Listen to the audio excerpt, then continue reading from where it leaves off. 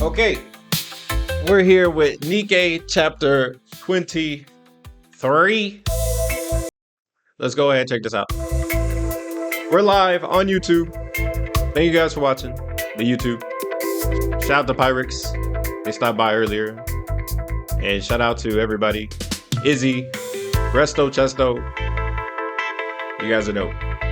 Let's go ahead, check this out. Number 23. As always, before we begin, a big thanks to my channel members for their continued support. W Legends. With the angelic NIKKE looming over them, counters, rightfully so, are shocked to see Dorothy save them from Nihilister. Miranda and Polly are also in awe of the situation. First a heretic and now a pilgrim entering the Ark. Interesting. Miranda is a bit wary of Dorothy's entrance. However, Polly begins to reassure her. Records of the pilgrim encounters exist from other surface expeditions, though some weren't exactly friendly. Reports show the pilgrims are not hostile sausage either. rolls. The commander decides to get to the bottom of the situation, setting out in pursuit of Dorothy. Before they leave, Enoch advises the group to contact her if another incident occurs. While exiting Enoch's chamber, counters come across Dorothy, who is dragging Nihilister's limp body along with her. That dress is so amazing. Instead of engaging in battle, Dorothy greets everyone with a smile. The commander is not falling for any of Dorothy's honeyed words, asking her directly her reasoning for being in the Ark. To the group's surprise, Dorothy didn't infiltrate the Ark, but instead was invited. Neon asks if Nihilister is dead, and despite the clear gash on her throat, Dorothy states that Nihilister would heal herself in no time. Yes. Evidently, the fire dragon's Healing appearance factor. in the Ark was an uncalculated circumstance. However, Dorothy plans to use Nihilister as a token of good faith to the Ark. As Dorothy puts it, it's a gift to them, and the Ark can choose to use this gift for whatever they deem necessary. Spoken like a true politician, Dorothy continues, stating that her being in the Ark may be overwhelming, so a gift could possibly smooth things over. Anise, also aware of Dorothy's schemes, asks if there's a bomb inside Nihilister, or some other malicious plot involved. Dorothy simply giggles in response, hauntingly stating that she is in possession of weapons far stronger than a measly bomb. This, of course, both offsets and relieves That's Anise. terrifying. Rappy presses Dorothy about Papillon next, and if Johann, or rather, the members of Eden, knew she was in the Ark. Amused by Rappy's bombardment of questions, she mockingly states counters seem frightened by her. She reassures the group, stating that Papillon was serving her role in Eden perfectly. She's used Papillon to get in contact with the Ark, and at this moment, she should be resting peacefully in Eden. Papillon had agreed to keep Dorothy and the Ark connected for the foreseeable future. Under what threat she agreed to this plan is still up to speculation. Regarding Eden, of course, in perfect Dorothy fashion, they're unaware of being there. As we've previously learned in past chapters, Eden has a huge disdain for the Ark. Due to Dorothy disclosing that confidential information, she says she'll have to cut the meeting short, asking for them to point her in the direction of Chief Birmingham. When asked why Chief Birmingham specifically, it is revealed that he is the one that invited Dorothy to Eden. The commander patches through to Birmingham with the help of Enoch. That's Shocked by the super AI contacting him, Birmingham is instead met with Dorothy's voice. She immediately questions the sincerity of the invite sent to her, and stuttering like he always does, Birmingham tells Dorothy he will send troops to escort her right away.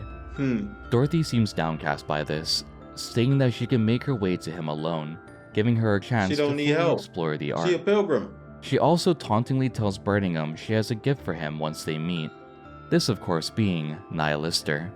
Birmingham directs Dorothy to a briefing room, setting the coordinates to Miranda as well. ACPU will be escorting Dorothy to their designated location. Pleased learning of who Polly and Miranda is, Dorothy is happily joined by the duo, eager to see the vastness the Ark has to offer. Polly, however, isn't too easily swayed by Dorothy's act. Anise and Rappy agree that it's best to have Polly present to escort Dorothy. This is so sick. She's sharp and will pick up on anything off about their guest when taking her to meet with Birmingham. The commander then asks Enoch for an update on their current situation. The Dome of Eternity was nearly repaired, and a group of NIKKEs led by Absolute and Matisse are still fighting on the surface. In addition, reinforcements were sent from the Ark to ensure no further raptures invaded. Despite Enoch's reassurance, there is one pressing issue. The Ark is still overrun with raptures. Luckily, despite the high concentration of raptures, according to Enoch, there are no further casualties in the Ark. Due to the high amount of NIKKEs being deployed, counters will not be needed to assist on the surface.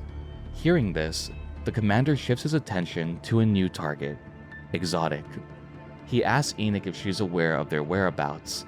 However, due to the invasion, Enoch's attention was elsewhere. During the commotion, Exotic took their leave, disappearing from Enoch's radar. Ultimately, she is unable to pinpoint their current location. Thinking on his feet, the commander asks for Siwon's location next. Enoch tells him that she's currently in I do not miss her. along with Ingrid and Mustang. If anyone should know about Exotic, it would be Siwon. Yeah, I bet. Enoch chimes in with one final statement. She'll relay relevant video Hell, information to Suyin. the big three CEOs. But after this, her attention will be on repairing the Ark. Due to this, the counters will be entirely on their own. Despite the swiftness of repairs on the Dome of Eternity, the commander can't help but feel a sense of unease. This is Exotic we're dealing with, and if past chapters have shed any light, it's the fact that they're extremely devious and calculated. Just like with Underworld Queen and Heavenly Ascension, the commander fears their attention is being diverted from a much bigger plot. Even if they were safe from the raptures, It's 4D they weren't chess. safe from the deranged plans of an anarchist bent on watching the Ark burn to the ground. She We fast crazy. forward to Missless headquarters, where the commander is having a meeting with the Big Three.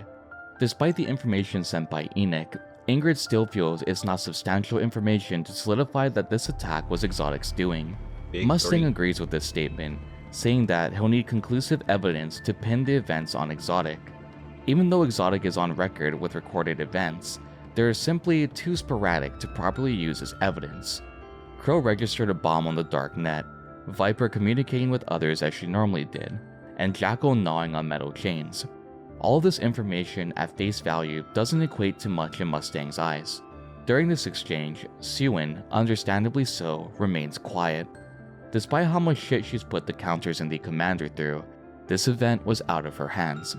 Both Mustang and Ingrid agree that the most logical choice would be a brain scan to determine Exotic's true intent behind their actions. For once, I agree with Siwon's response to this. They already have all the evidence needed to condemn Exotic. Siwon pulls out her phone, but before she can do anything else, the commander grabs hold of her wrist. She was going for the self-detonation app for Exotic.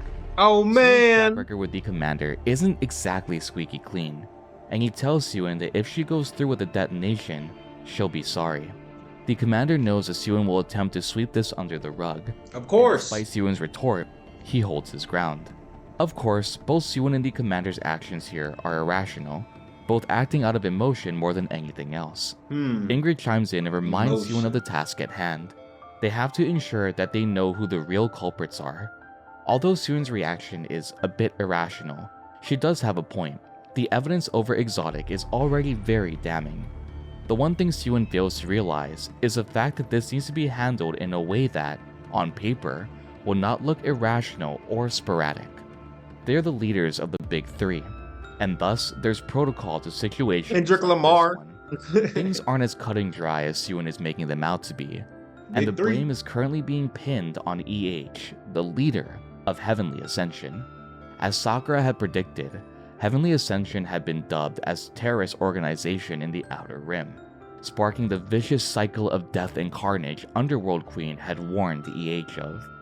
Just as Underworld Queen had predicted, the central government now has the grounds to exterminate the entirety of the Outer Rim.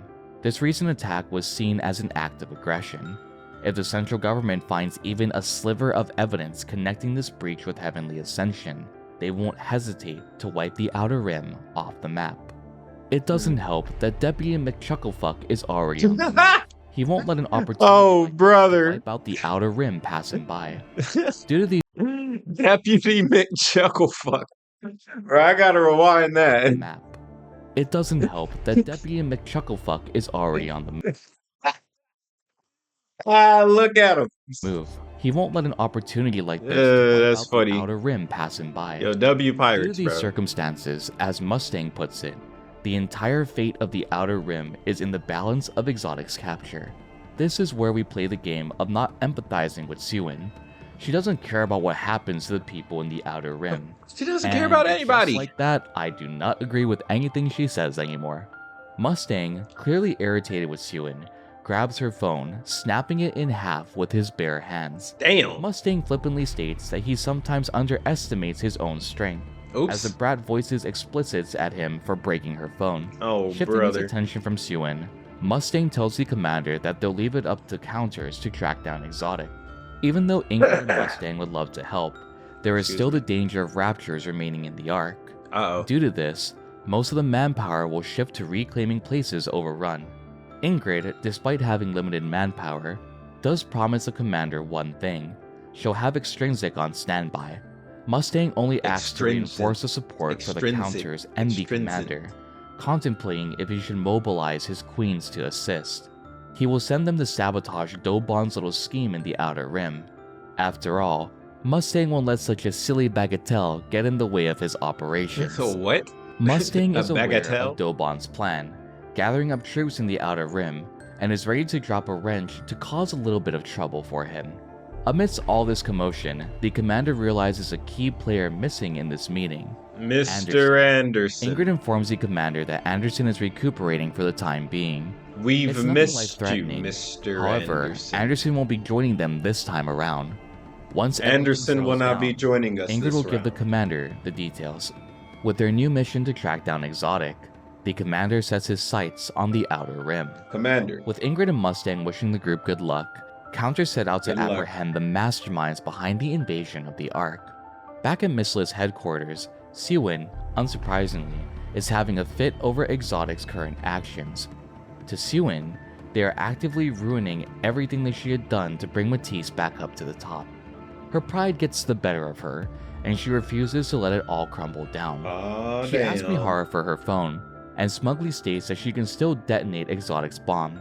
Navigating to the app, she is shocked to find that the feature isn't working. Evidently, according to Mihara, the main comms are still down, and it will take some time to repair. There were reports of teeth marks on the equipment in the main communication hub. Hey, Once yo. again, an active jackal. Siwin, fueled even more by her rage, yells at Uni and Mihara to track down Exotic, and once they do, kill them on sight. Siwin directs this task as Green an light. order, reinstating it by saying she'll turn off Mihara and Uni's Weapons inhibitors, free. making them able to shoot freely at a target. And this is a point where I remind you all that Uni has a huge vendetta against Siwin. Yeah. So this can't go horribly wrong, right? Could With the it? new objective of capturing Exotic, I both don't Uni and know. Mihara set out. It's also important to note that the detonation brother. app may share the same communication line. However, it is not visible to Tetra or Elysian. A sly way for Siwin Hacking to into the engage in covert mainframe. correspondence under the noses of both Mustang and Ingrid. As Counters and the commander make it to the Outer Rim, they notice that the partition is open. The partition is a massive wall that separates the Outer Rim from the Ark, and normally has a massive door blocking the entrance. The door can only be opened with the permission of the higher-ups, and in this case, it most likely was Dobon who ordered it open. There's one other off-putting fact. Interesting. The surrounding area is quiet. Too quiet. With the Too partition door quiet. left wide open, it's surprising to not see people rushing for refuge in the Ark, since the Outer Rim didn't have any safety shelters. Seeking an answer, the group hears Moran call out to them. Raptures had invaded the Outer Rim. They and did Moran what? asked for assistance in clearing them out. Moran is surprised that the Counters are already informed of Exotic's antics. Just like them, Moran That's had crazy. also decided to start looking for Exotic in the Outer Rim. Moran is relieved to see Counters. Having them back her up will greatly assist her in her operation. Yeah, I Dealing bet. with Raptures isn't exactly Moran's forte, and she admits she's been in over her head since encountering them. Evidently, Moran is unaware of the Evidently. team's movements. Just like with Coin Rush, Sakura and Rosanna had left Moran out of the loop to avoid any further collateral. This, Okay. of course, upsets Moran, Sure. but she's trying to play her cards as best as she can in this situation.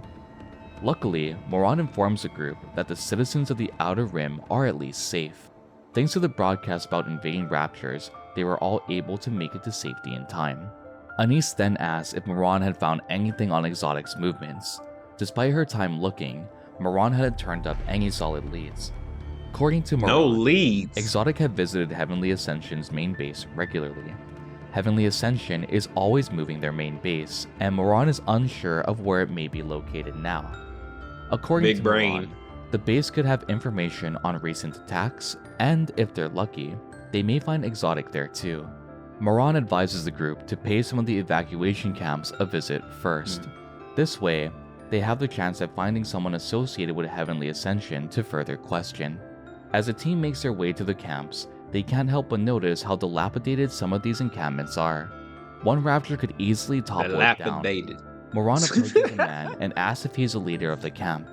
According to the man, all they can do is hope and pray for their safety, something that they've always done before. Hey, sometimes it As works. a small side note, I really want to reinforce just how miserable the living conditions in the Outer Rim are. Think of the Outer Rim as a place someone would live in as an absolute last resort. Yeah, I A place bet. where criminals, outlaws, and scum of the Ark reside. Yep. These outlaws are intermixed with people who are unable to fit in, work, or survive in the crushing financial demands of the Ark. The man Oh, Moran is talking to is trying to wrap his head gotta around be the careful situation. around here. It's sketchy. Normally, Heavenly Ascension say the only issues least. warnings or detonates government facilities. Sketchy. Blowing a hole in the Ark is something even he can't see a clear reasoning to. He tells Moran of rumors of a big attack being planned. However, it would be one with no casualties. This perfectly fits with the plan EH had stated previously. All she wanted was protection in the Outer Rim. Seeing as the central government didn't bat an eye, she decided to take matters into her own hands. The original plan was to never bring harm onto anyone, but Dun, dun, instead dun. defend those precious to EH, the members of the Outer Rim. The man views this as the Ark's golden opportunity to snuff everyone out. Moran tries to tell him that the situation isn't as black and white as he may think. The commander chimes in, saying that they're looking for those responsible for the attack. Seeing a member of the military present causes a man to panic, I bet. saying that they did nothing I don't wrong blame 'em. and EH is to blame. The commander tries to damage control the situation, but Moran intervenes, asking for the location of Heavenly Ascension's main base. The man, still shaken, asks if he will be left alone in exchange for such information. Though Moran agrees, Be the careful. man wants the commander to say it. It's the saying government. He is a member of the Ark's militia. Gotta be Agreeing careful. to these terms, the man gives the commander the coordinates to the main base and the group sets out. As they continue, the commander notices Moran doesn't look too happy. Moran states that it's just disheartening to hear that everything is being pinned on EH.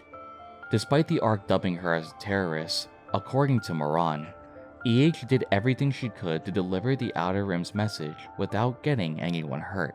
EH did all she could to make the Outer Rim a better place to live, but not everyone sees her in the same light. Of course. EH is a known terrorist, but she still tried to walk a different path to reach her goal. To Moran, it's just sad to see that she died before being able to even take the first step. As the team reaches the coordinates, they are shocked at how lackluster the main base for Heavenly Ascension is. It's supposed to be the primary hub for a notorious terrorist organization, and yet, it wasn't necessarily anything to write home about.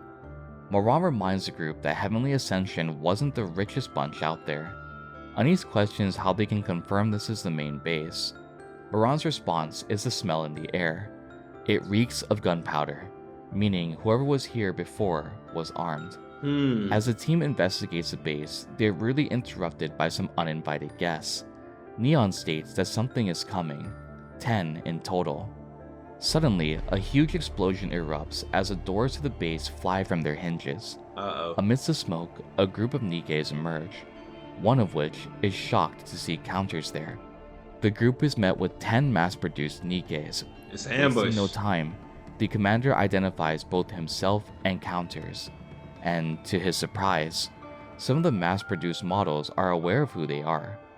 With the air seemingly less heavy around the groups, counters inquire about the mass production model's reasoning for blowing the door in. This is where things take an eerie turn. The Counters and the Commander have had their fair share of missions, and the response to the mass production models sets off red flags in their heads. According to the mass production models, Deputy Chief Dobon had dispatched NIKKE to the Outer Rim after hearing of the Raptures invading the area. The group of mass production NIKKEs had blown a hole in the door in search of supplies to continue the fight. Still wary, the commander suddenly gets a text message from Viper. Viper informs the commander that the guns the mass production models have are meant to kill humans. Quick to relay this information, the commander yells to the group. Good. Counters is shocked, and Moran, understandably so, is infuriated. Dobon, that rotten motherfucker. How could he? Just using the Raptor invasion as an excuse to How could he? In the Outer Rim out. How could he? Moran asks the NIKKEs if it was Dobon who opened the partition. As they try to stutter through a response, Moran demands for none of them to move. If they do, she'll snap them in two. She'll be confiscating their weaponry. Amidst the commotion, a sudden screeching sound emanates from behind the commander. As he turns around, peering into a crack in the wall, he sees a familiar face. Oh man. Viper. Okay. The commander yells out as Viper grabs the commander's shirt and pulls him back into a newly formed space in the wall. Rappy yells out to the commander as they both find themselves plummeting into darkness. Getting freaky in here, bro. Luckily for the commander, Rappy was able to break his fall, ensuring that he didn't get hurt. They had fallen 33 feet into a series of tunnels beneath the Outer Rim. 33 feet. Immediately, the commander attempts to re-establish connection with Denise and Neon. However, a familiar voice chimes in. Viper states that the signals are jammed in the tunnels. In a fit of rage, Rappy charges at Viper, and in response, Viper presses a button, activating a trap in the tunnels. It's a trap! Tendrils of fire spew from the tunnel walls, forcing Rappy to retreat back. Viper taunts Rappy to behave, saying that she'll torch both the commander and her if they try to make a move. Oh, brother. The commander, rightfully so, doesn't give Viper the same treatment he had before. This time, he's all business, demanding answers from the vicious snake of Exotic. Viper is a bit displeased at how grumpy the commander is at Chicken steak. She states that she'll lead them to Crow, advising Rappy and the commander to follow her through the labyrinth of tunnels connecting the Ark to the Outer Rim. Even though the commander notices Viper is unarmed, he is still vigilant. Viper always has a trick up her sleeve, and what's worse, if they make a wrong move, they'll be burnt to a crisp. As Viper drifts in front of Rappy and the commander, guiding the way, the commander begins to communicate through hand signals with Rappy. He asks her if the suppression bullets are ready. Evidently, while in Eden, Johan had taught the commander a few tricks that would prove handy on the battlefield, one of which being this exchange of hand signals. Rappy confirms that the suppression bullets are ready, and asks the commander if she should take the shot now. The commander advises against it. For now, they'll continue to follow Viper and try to draw as little attention as possible to their plan. Breaking the silence, Viper calls out to the commander. To no one's surprise, she alludes to the silence between them and asks how they could be possibly talking in secret behind her back. He asks Viper how she knew he was looking her way, and her response is a little bit of teasing on how he was trying to sneak a peek. Viper changes the tune of the conversation, asking the commander hates Exotic. Of course, rightfully so, she's met with silence. Viper continues to taunt the commander, listing the things they've done to garner his ire. The Ark's invasion, the terrorist attacks, the little hole that they left in his stomach. Still getting no reply, Viper pushes forward, asking what the commander would do should he capture Exotic. Viper continues to monologue how perfectly executed the plan Exotic concocted was. If the timing was slightly off, things could have ended disastrously, saying that their plan to pin everything on Heavenly Ascension had been successful, however, only temporarily. Now that the commander was after Exotic, they'll have to be on their toes. However, she proceeds to taunt the central government. Oh, don't do that. Them captured, they would have sent out all their forces to find them, but they had their hands full with the Rapture invasion. As Viper continues her monologue, the commander hatches a new plan. He instructs Rappy to cut through the cables in the tunnel. However, advises her to do it in sections to avoid detection from Viper. For once, Viper being self-absorbed in her own accomplishments would come in handy, aiding the commander Monologuing. Rappy to create room for an escape. Ha ha ha ha ha Viper ha ha. decides to push the envelope further, asking the commander his real intentions with hunting them down. The commander states it's to get even for their little encounter in chapter 16. However, Viper quickly denounces this. She states that if that were the commander's real objective, he could have just had Siwon blow them up and be done with it. She tries to manipulate the commander further, asking if there's any way they would forgive them. Of course, the commander's answer is blunt and straightforward. There is no way in hell that will be happening. Okay. This time, Exotic had gone way too far. The commander, in order to buy Rappy more time, This ain't good. tries his hand at manipulation tactics, Let's asking see. Viper why Exotic had gone so far to execute this heinous plan. This He music is states so that he wants to beautiful. help Viper, and in response, she laughs off the obviously fickle comment. It's simple. Exotic wanted to test the commander's loyalty to NIKKE's. Oh, brother. Before the conversation continues, Testing Rappy loyalty. informs the commander that she had severed the wire. Y'all be Through the careful. commander's quick thinking, they could successfully re-establish a connection to the remainder of counters. As Viper continues her monologue, the commander successfully sends a text to the counter's group chat. Swiftly, the We text got a is group received, chat. and Neon and Anise are quickly on their way. Viper stops her monologue and asks the commander to see his phone. If he shows her his phone, she'll show her hers. Oh, okay. Smugly, Viper reveals her phone screen, with a text being ready to send to Crow and Jackal requesting backup. The commander stands his ground, stating that it would be wise for Viper to do so. Neon and Anise were also on their way. Viper, seemingly backed into a corner, reminds Rappy and the commander of the flamethrower she's previously mentioned. Rappy wastes no time, kicking the wall closest to her, revealing pipes in the inner walls. For a tunnel fixed with flamethrowers, there's no oil or gas leaking out, and the place is too clean to have traps Viper had taunted with them at the start. Viper seems a bit gloomy, saying they could have just talked things out.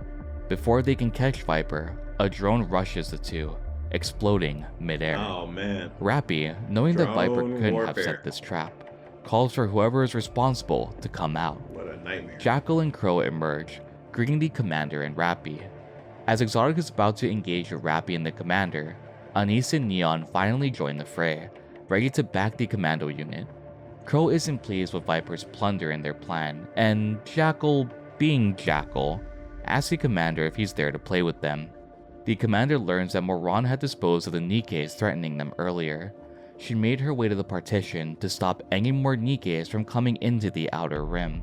Evidently, Crow is still displeased with Viper, asking the commander if they should simply talk things out.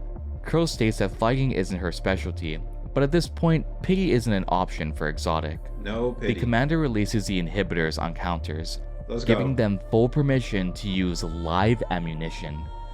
This actually shocks Weapons Exotic. free. The commander is serious about taking them down. Funnily enough, amidst all of this, Jackal is just confused. You have to remember that although Viper and Crow have malicious intent, Jackal quite literally is just following them around. She literally means what she says. For instance, playing with the commander. It's simply a game to her, blindly arrogant of the weight of the situation at hand. A shootout ensues between the two groups, which quickly turns. Those are called fuck games. If you play fuck games, you're bound to get fucked. Do not play those games. It appears the counters have the upper hand due to their vast experience in combat. Of course, Play Crow, stupid being the games, dirty win little stupid chicken shit prizes. NIKKE that she is, activates all the flamethrowers in the tunnels, raising the temperature and depleting all oxygen in the surrounding area. This of course doesn't affect counters, but the commander isn't faring too well. Rappy is angered by Crow for doing something so underhanded. But are we really surprised? The commander is struggling to breathe, and Viper taunts that the counters can't even retreat from the rear. The fire is coming up from behind as well. She also reminds him that NIKKEs burn just as humans do. Viper pulls out an oxygen This is mask. terrible. The NIKKEs won't have to worry about depleting oxygen, but the commander won't last long without it. Exotic demands for the commander, and if he's handed over, they'll give him the oxygen mask. Despite Anise You know, it's so interesting hearing the NIKKEs. It's like they can burn, but they don't breathe in oxygen. It's like I don't know. Some of these things are strange, and then some of them are like, it makes sense. Pressing exotic, Viper states that they're in no position to negotiate. The time for talking is over. There's no time for discussion. The commander is succumbing to the effects of the lack of oxygen in the tunnel. Backed into a corner, counters reluctantly hand the commander over, Rappy threatening Exotic's life should they lay a finger on him. Neon gently pushes the commander towards Viper, who puts the oxygen mask over his face. The commander, despite being able to breathe again, is still disoriented. Yeah. Viper calls out to Neon, pulling a tracking device from the commander's pocket. A sneaky trick, but Neon will need more practice to actually deceive Exotic. Viper collects the counter's phones for good measure, stomping them to bits. As Viper and Exotic bid farewell to the counters, they disappear into the flames. Not the phone. Anise is understandably upset with the way things turned out, and Rappy begins to formulate a plan to retrieve the commander. Evidently, Neon had placed more than just a tracker on the commander. She advises the group to go back to secure a vantage point. Neon had slipped a smoke grenade in his inner pocket, set to detonate when exposed to external pressure. Thanks to Neon's quick thinking, the counters have a plan to retrieve the commander. Okay. With Exotic's plan in full swing, we are then met with Moran near the partition of the Outer Rim. Moran had attempted to call both Sakura and Rosanna, only to be met with the cryptic response of their own missions being underway. Moran was requesting help, informing them of Doban's plan, but the most she got were wishings of good luck from her teammates. Sakura and Rosanna were already aware of Doban's plan, and it would seem like they had their own countermeasure set up as well. With Moran trying to formulate a proper course of action, she suddenly gets a call from Jin. Jin informs Moran of Doban's movements. He's heading to the Outer Rim personally, and Jin advises Moran to get out of there at once. Man, there's so The only many reason layers. Underworld Queen isn't 6 feet under is due to Mustang stepping in during their last scuffle with him. This time, as Jin puts it, Doban will see it personally to enact his revenge. Moran isn't scared one bit by Doban or the army of Nikkes he'll have in tow. If Doban is left to his own devices, according to Moran, the Outer Rim is doomed. Due to this fact, Moran is hell-bent on stopping Doban herself. Jin is genuinely worried, not wanting Moran to get hurt, saying he'll try to grab more intel to help her out. Jin also informs her that Sakura and Rosanna were hatching plans of their own. Sakura is in the Outer Rim convincing everyone to lay down their weapons, and Rosanna is planning on taking down all the troops that Doban sends out. With Moran confused by this revelation, we transition to an evacuation camp in the Outer Rim, where Sakura's plan is being set in motion. Sakura is advising the armed members of the shelters to lay down their weapons. Understandably, the shelter members are against this choice, fully aware that Doban was on his way to eradicate them. Sakura raises a good point in rebuttal. If Doban enters the Outer Rim and is met with armed citizens, the result will be anything but good. Instead, the members of the Outer Rim need to play the victim, no matter how humiliating it may be. That way, if Doban does try anything, it won't be seen as the savages of the Outer Rim fighting the Ark, but instead, as a senseless slaughter of unarmed citizens enacted by a deranged deputy chief. Sakura ensures that no harm will come to the shelter members, as Seimekai is backing them under her command. Sakura then reminds the man that if they don't comply peacefully, she'll force them into compliance. She then says that Seimekai always gets what they want, one way or another. To seal her statement, she mocks the resolve of the people, stating that they can keep holding on to their weapons and see firsthand the consequences of doing so. With Sakura's plan in motion, we are then met with Rosanna. Rosanna is with her gang in the Ark, meeting with her consigliere. Rosanna is informed of 20 mass-produced Nikkes being dispatched to intercept them. Rosanna's response, of course, is to fight. She informs her consigliere that these Nikkes inhibitors will be turned off, and thus, the fight may be difficult for her underlings. Despite this, she wants to expose them to combat, and sends them to the front lines to combat Doban's Nikkes. Rosanna's command is simple, to wipe all the mass-produced Nikkes out. To Rosanna, this is exhilarating. Never did she expect to engage in a firefight in the Ark in broad daylight.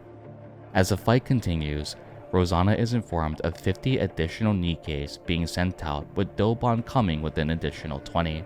Rosanna is, understandably, livid at how stupid Dobon's actions are. This is Raptors terrible. are running rampant in the Ark, and instead of helping, he is They're fighting declaring each other. war on the Outer Rim. Like, come on, man. According to Rosanna, Unless it was he's all missing a few planned. screws, thinking he can take down the Outer Rim. Following this, we get a brief background on Dobon's He's trying character. to take them out while they're down. Dobon hails from the Outer Rim, and according to Rosanna, The Outer Rim. he sold the entire place out. He sang like a canary, Oh, giving the man, Ark everything he knew snitch. about the Outer Rim. In exchange for selling out the Outer Rim, Dobon quickly rose to the Traitor. ranks of the Ark, eventually situating himself as the second in command. Although her Worm. consigliere states That's Dobon's what he is. reasoning He's for a selling out worm. the Outer Rim, Rosanna simply can't agree with it. Dobon is the embodiment of human filth. Yep. Fired up and raring to go, Rosanna comments on the slow pace in which Hedonia is handling the mass-produced NIKKEs. Given the fire to fight, and accompanied by her consigliere, they both enter the fray, quickly dispatching the NIKKEs Dobon has sent to eliminate them. With the exchange of gunfire between Hedonia and Dobon's goons, we shift once more to Moran. Moran and Jin are continuing their conversation about her two squad mates. Jin asks for Moran's next course of action. Moran plans to ensure that no further reinforcements enter the Outer Rim. We then see Dobon complaining about his reinforcements being late. Although we don't see it Bro, directly, what? the slight pause is a clear indicator that he is told of Hedonia Oh, and the man. work of his little group of NIKKEs. Dobon is livid, having some choice words for Underworld Queen. He also Wow. questions Mustang's line of thinking. You kiss your letting mother these with that mouth? mongrels run free. Dobon makes an announcement to the citizens of the Outer Rim. He advises the citizens to shoot Whoa. the terrorists on sight. The This who? man has a gigantic hate boner for Underworld Queen. He's Commanding crazy. his troops to advance forward, Dobon is swiftly interrupted by Moran. Moran is perched between the gaps in the partition, questioning if Dobon plans on going inside.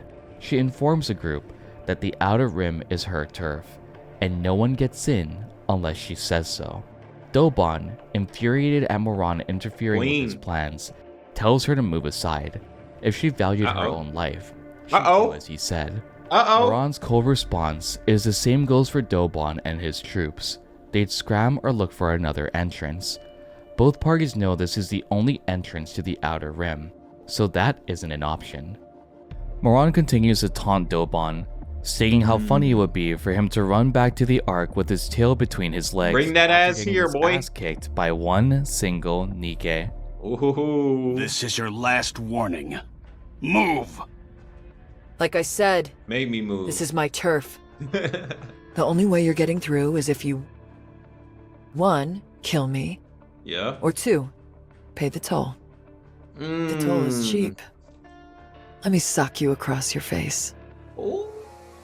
We are met with Exotic. said, and either their way, new you getting hostage, slapped. The commander. Okay. He's shocked they'd pull such a dirty trick, but Crow remarks that when backed into a corner, people resort to extreme measures. They sure do. The commander is bound to a chair and is unable to break free from his restraints. The commander asks Crow what she wanted to discuss with him, and Crow instructs him to look towards the television. Tetra is broadcasting a live feed throughout the entire Ark, the word preparing plastered on the screen. Tetra Connect was preparing for their next broadcast, and while they wait, Crow wanted to talk to the commander. She asked if he had found Vop House, and, playing dumb, the commander asked what Vop House is. This alone lets Crow know that he did recover some, and the commander had already forgotten what Johan had told him before, to not wear his heart on his sleeve and make his intentions clear.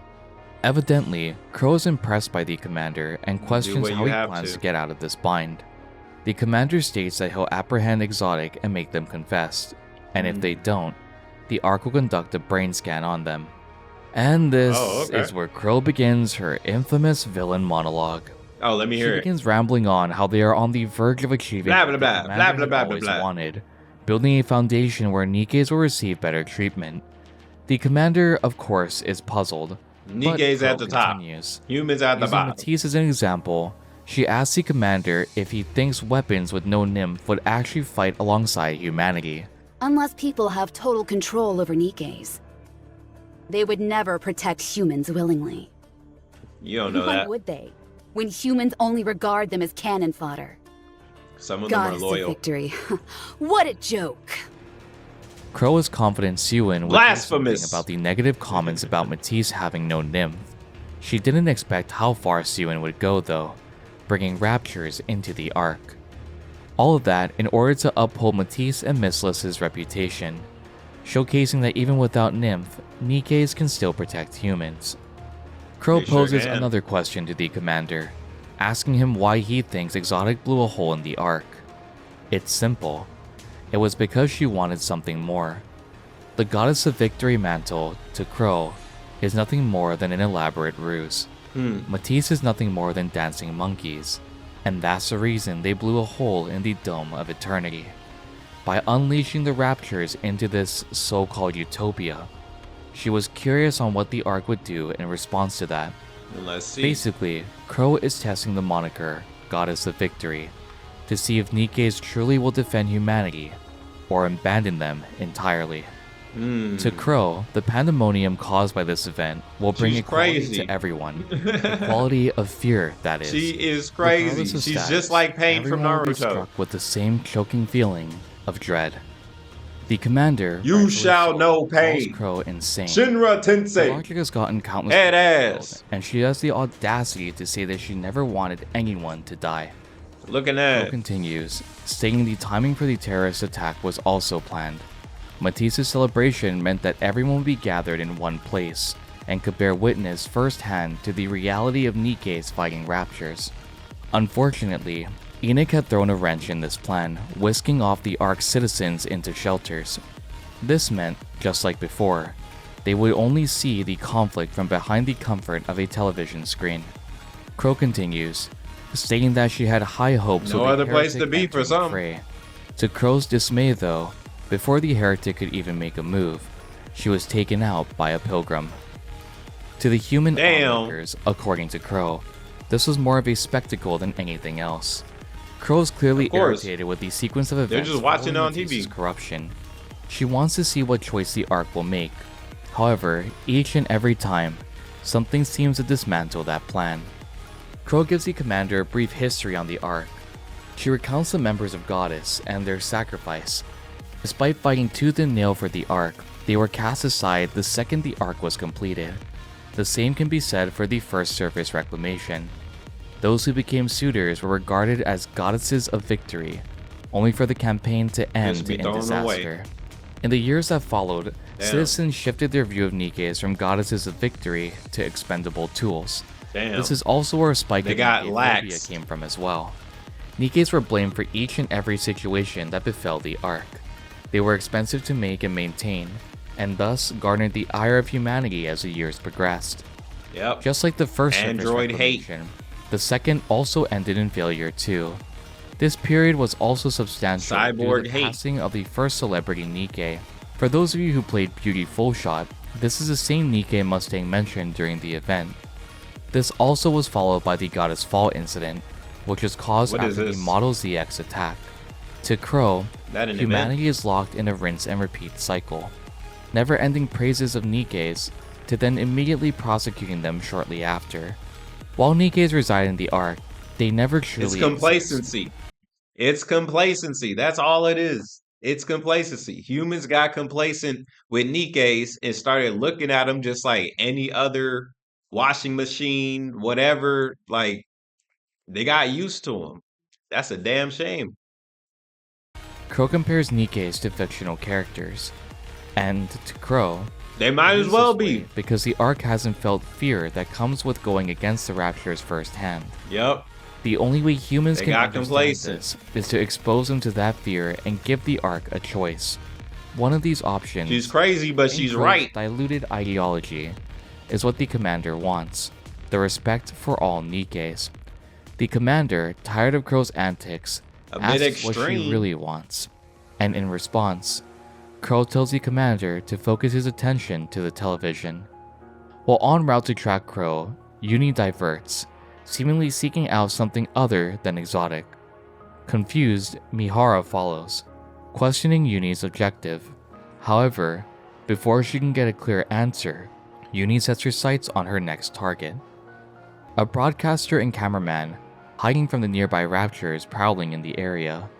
Mihara suggests saving the members of Tetra Connect, and with an eerie giggle, Uni agrees, making her way towards the two humans. Uni is broken. The commander, observing the television screen, She'll do anything. hears the sound of the camera coming to life. This was the following announcement. Attention, ARC citizens! Are you seeing this? Uh-oh. A rapture has broken into one of the shelters. Everyone who was hiding inside is dead. The Oh, raptures man. have figured out there are people inside the shelters. They're No gonna go shelter crazy. is safe. They're gonna go with mad hysteria. Everyone must get out of the shelters. If you stay there, you will die. Do not trust the central government. Your lives mean nothing to them. Government's corrupt. What? I repeat, the shelters are not safe. The shelters are not safe. We gotta go. We To gotta the run away. commander's horror, Uni's voice is heard, a That's voice hilarious. leading countless humans to their death. Of course, Crow is Terrible. pleased by all of this, taking credit for pointing Uni in the right direction. This is her magnum opus, and the curtains are unveiled to the commander. Pulling back the curtain to their hideout reveals a clear visual of downtown, and the commander can do nothing but watch. What follows is one of the most disturbing events in NIKKE's main campaign. Oh, okay. Let me watch this. Beyond the broken glass, What happened? all of downtown is visible. Engaging! Rapture's advancing! We need to clear them out! Just how Okay. many more are there? Just keep firing! Unlimited.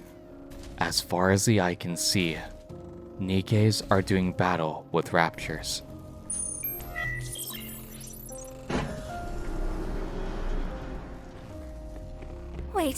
Wait! The shelters! After a few moments, however, people start to trickle out from the shelters. Oh no, they're coming out and they're gonna get. Oh, Broadcast! oh man. Focus fire! They're targeting the humans! Oh We're man. advancing from the rear! We'll be overwhelmed! From the rear. What do we do? Oh Protect the damn. humans! Avoid Yeah. any casualties! The raptors turn their weapons Huh. on the humans. Engaging!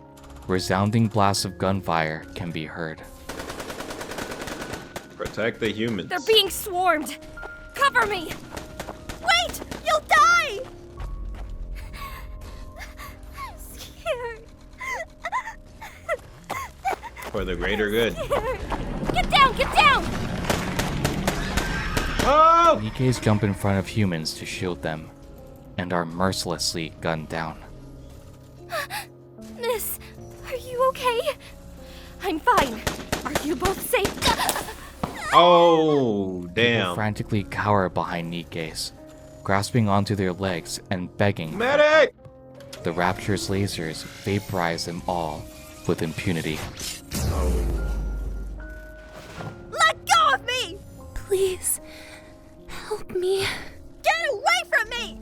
One NIKKE panics, pushing away a human clinging to her as she Oh. runs away. Come on. One Oh. human grabs a weapon that's been left on the ground and fires at a rapture. Stay away from us! The overwhelming kickback is too much, however, and she ends up gun. shooting herself. They're Oh. still alive! Get them to The the NIKKE weapons are too strong for humans.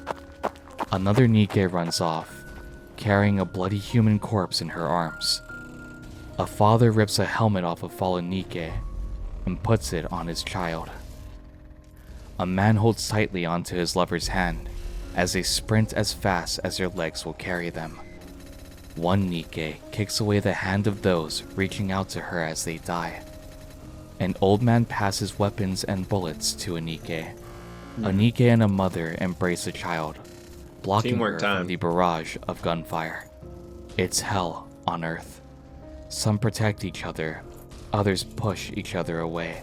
Mm-hmm. Everyone is Depends pinned on down, who you are. unable to escape. Hell has come to the Ark. Seeing all this, rightfully so, the commander's emotions are at an all-time high. He screams out to Exotic for what they'd done, swaying Uni onto their side. Crow lets out a sigh of relief. It had finally happened, an event that would show the citizens of the Ark Black the Swan raptures event. firsthand. Now, the citizens of the Ark and the Nikkes Damn. will be able to choose their own fate. Oh, Will they be man. selfish or selfless? What will This happen? being the exact reality that Crow wanted. Once more, Crow taunts the commander, asking what he'll do once he captures them. Before the commander can respond, You're under Crow arrest. gives 2 ultimatums: either forgive or kill them. The commander leaves Crow with a fitting response. Their faith lies within the judgment of the Ark. By this point, the commander, and myself quite frankly, are done listening with the constant rambling of a deranged lunatic. He can feel something in his pocket and recalls that Neon had slipped something there before he had passed out. He has a hunch as to what it is, deciding to trust Neon's intuition. With this newfound ace up his sleeve, he begins rocking the chair that he's in, a desperate attempt to fall to his side, activating the smoke bomb. Viper taunts that the commander can't break out of these restraints, but that was never his plan to begin with. Impacting the ground, the commander's chest heats up as plumes of smoke begin to fill the room. The commander then throws his own retort Viper's way, saying they should have fixed the window as trails of smoke start to seep out from the room that he's in. It's a long shot, but the commander hopes that Genius. counters will see the smoke coming from the building. However, it isn't the counters who come to the commander's aid this time. The window near the commander shatters Oh, as 2 figures interesting. emerge from the smoke, I didn't one expect commanding these the two. group to stop. Time stands still as Guillotine and Maiden, Ingrid's aces, enter the room. Maiden's secret power is Kotodama, an ability to force her users to obey her command. Swiftly, Guillotine and Maiden untie Freaky. the commander with Maiden instructing him to leave Exotic to them. She wants the commander to deal with the panic that has spread throughout the Ark. Jacko suddenly interrupts the conversation, saying Maiden must be the one Crow had told her about. To Extrinsic's shock, Jacko can still move, and she wastes no time lunging forward, kicking Maiden back into a wall.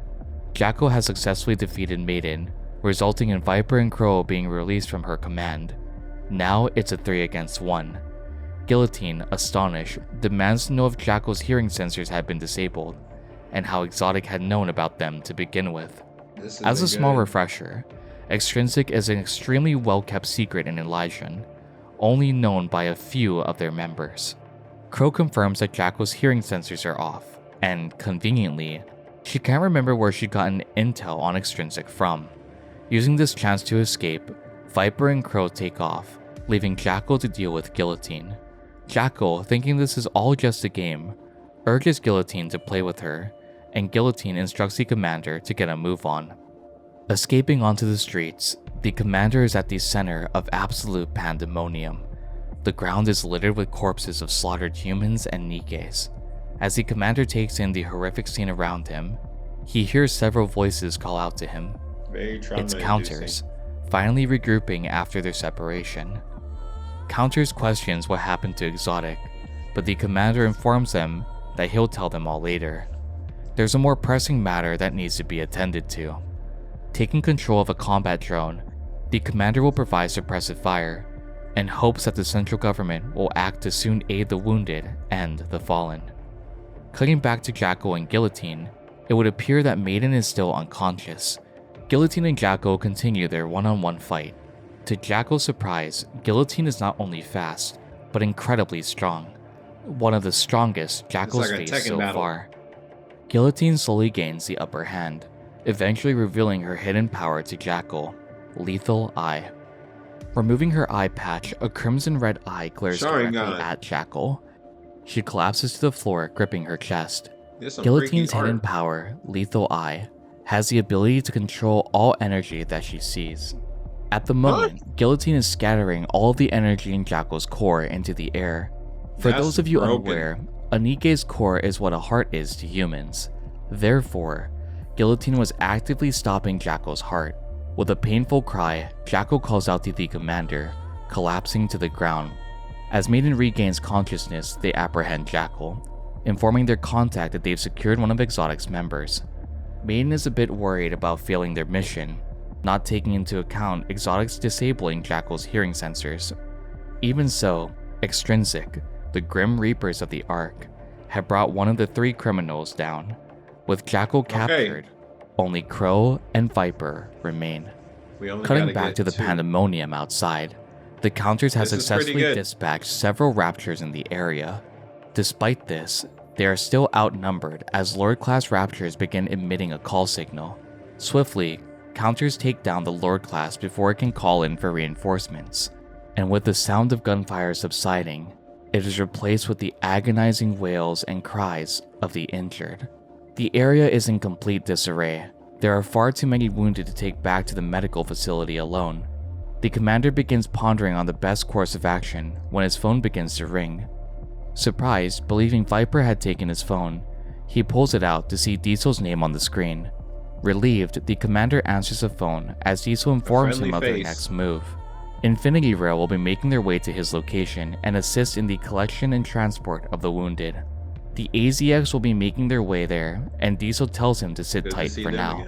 Seeing as the Counters still had a wide area to search for survivors, the commander tries to get up but stumbles shortly after. He's clearly injured and exhausted from the fight. Seeing this, Counters volunteer to round up remaining survivors and gather them while the commander recuperates. As the commander takes a seat and rest, a familiar voice crosses his path. The one who had sounded the broadcast. Uni. Uni asked if the commander had brought a present for her. Puzzled, the commander asks what she means, and Uni's reply is that he'd bring her some Vapaus so she can enact her revenge. Uni, once more, asks the commander if he'll save her, just like he had saved Matisse before. To Uni, the commander will do just that. That's the kind of person that he is. Slowly, the commander realizes the gravity of the situation. He had heard Uni earlier on the broadcast. She had led countless innocent people to their death. The commander starts bombarding Uni with various questions on why she did what she did to the shelter citizens. The commander, with his anger reaching its peak, demands to know why.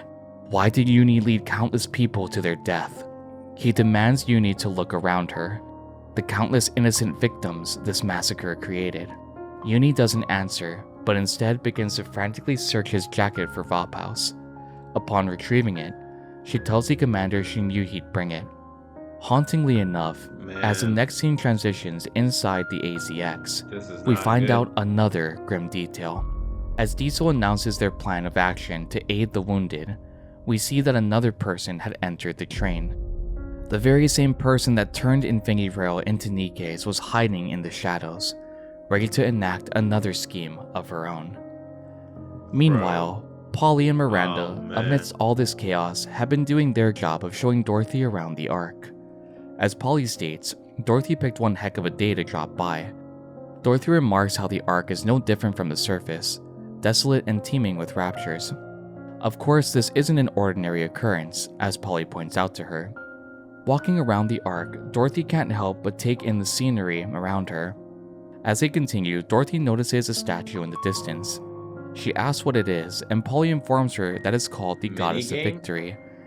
Dorothy, puzzled, asks why these statues were erected. Polly explains that it's due to the fact that Goddess was the savior of mankind. Polly continues, stating the Goddess Squad and their legends. The best NIKKE squad there ever was. According to the Ark's recount, Goddess volunteered to stay on the surface and fight till the bitter end, all to ensure mankind's safety. Although the Goddess Squad is infamous, a lot of data from that time has been lost to history. Polly explains, there was one person who proactively spread the gospel of the Goddess Squad. However, since that person had passed, information had been dwindling with each passing day. The identity of this person remains a mystery, which puzzles Dorothy upon requesting it. To many of us in the NIKKE lore circles, we believe this person could be Oswald, the one member who spread the word of Goddess even after the Ark had locked them out. Through Red Ash, we see how highly Oswald regarded the Goddess Squad, closely following all their triumphant victories that he was lucky enough to witness. Although a seemingly evil character, Oswald will be more complex as the story progresses. Our final scene in this roller coaster of a chapter is with the Big Three and Birmingham. I'm interested They're to see devising this a plan Oswald of action character. and briefing everything they know up until this point. Although casualties were initially prevented, with the newest shelter slaughters, that's all changed. Ingrid, Birmingham, and Mustang all seem shocked about this situation. Sewin, on the other hand, states they need to apprehend whoever broadcasted the alert to the shelters. With all the chaos that's happening, Birmingham feels regret for sending the counters out over what he would deem as more capable bodies to track Exotic down. Despite this, Ingrid and Mustang retort that with everything happening in the Ark, their resources are spread incredibly thin, and thus the commander was their best and most reliable option. A bit of back and forth ensues as Birmingham tries to grasp the weight of the situation. When he eventually does, he lashes out at Sewin, asking her why she can't handle her NIKKEs. Birmingham also remarks that if Anderson were This here, guy. things would be going much smoother in their meeting. Absolutely would One be. thing is clear in the group. Crow's plan had undoubtedly succeeded. Through this chaos and carnage, the Ark had realized one thing. They've seen firsthand the destruction the Raptures can cause. With every able body in the Ark fighting to regain control, there's one thing left for the counters to do. To find and capture the remaining members of Exotic. And that's all the events of Chapter 23. Oh, a true brother. roller coaster of a chapter. You're telling As I me. stated before, chapters 22 to 24 are some of the most dense chapters we'll cover in this series. I see. What was your favorite part of chapter 23? And what shocked you the most? Be sure to let me know in the comment section down below. Thank you all for joining me, and I will see you all in the next video. Gianne. Alright. So chapter 23. Honestly, man, chapter 23. It's like every time we get closer, something else happens. But I'm interested to see this Oswald character specifically, right? To hear that there was somebody there with Goddess watching all of their stuff go down and even helping them to an extent, right? What made him turn to the supposed dark side, right? Maybe he's working in the dark to serve the light. I'm not too sure, but we'll see on the next episode of NIKKE, Goddess of Victory. Thank you guys for watching. If you guys enjoyed, hit the like button. Subscribe if you're new. I'm also streaming this live. I'm not sure how often I'll do these lives, but I think it's fun. A lot of people showed up, and we're still gonna keep going. Excuse me. I just need to take a quick break. So live, we're still going, but thank you guys for watching the video, and I'll see you guys on the next one. Comment, rate, subscribe, join the Discord, drop your links down below, and I'll be checking them out. Peace.